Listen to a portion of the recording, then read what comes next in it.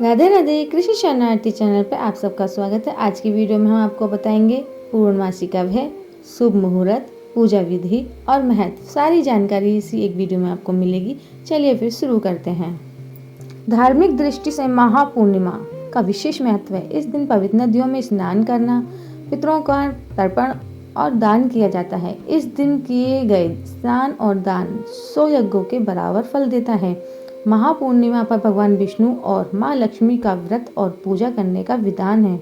मान्यता है कि इस दिन सच्चे मन से की गई पूजा से जीवन के सभी दुख दूर हो जाते हैं। धार्मिक मान्यता के अनुसार माघ माह में देवता पृथ्वी लोक पर आते हैं और मनुष्य का रूप धारण कर प्रयागराज में स्नान करते हैं। माघ नक्षत्र से ही माघ पूर्णिमा की उत्पत्ति होती है और शास्त्रों में बताया गया है कि अगर माघ पूर्णिमा के दिन पुष्प नक्षत्र का संयोग बना हो तो इस तिथि का महत्व और भी बढ़ जाता है। पूर्णमासी का शुभ मुहूर्त आपको बताते हैं। पूर्णिमा तिथि का प्रारंभ 1 फरवरी सुबह 5:52 से पूर्णिमा तिथि का समापन होगा 2 फरवरी देर रात 3:38 पर। ऐसे में उदया तिथि को मानते हुए माघ पूर्णिमा का पर्व 1 फरवरी रविवार को मनाया जाएगा। महापूर्णिमा की पूजा विधि।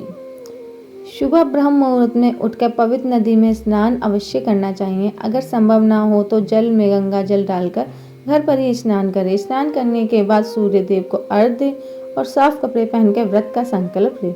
फिर पूजा स्थान पर गंगा जल छिड़क कर शुद्धि करें। भगवान विष्णु और माँ लक्ष्मी की प्रतिमा या तस्वीर स्थापित करें।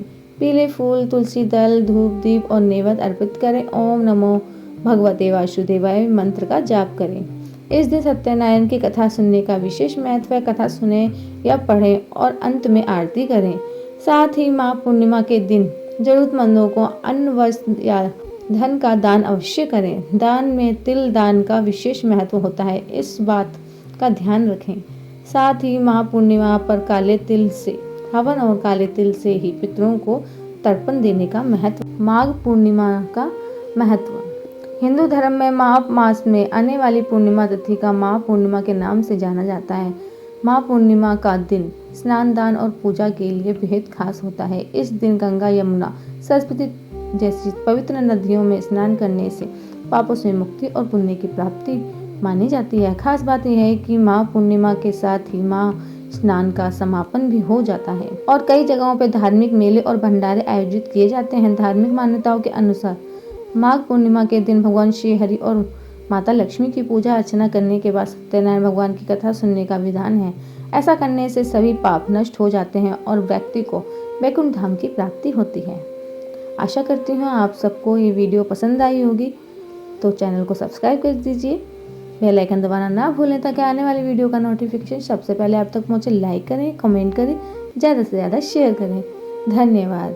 फिर मिलेंगे नई वीडियो में नई जानकारी के साथ। राधे राधे।